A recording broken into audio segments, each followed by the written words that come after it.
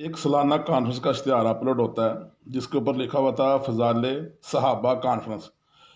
किसी बदबख्त इंसान ने वो सहाबा कराम का नाम काट कर वहाँ लिख दिया है फजाइल नवाज शरीफ कॉन्फ्रेंस।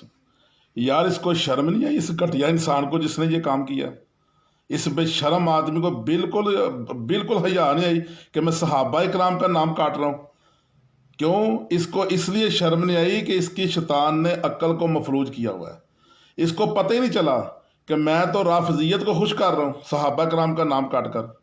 कल अल्लाह की अदालत लगेगी, अल्लाह पूछेगा नहीं कि फजाइल सहाबा कराम लिखा हुआ था, फजाइल सहाबा कराम कॉन्फ्रेंस, तो आपने सहाबा का नाम क्यों काटा था?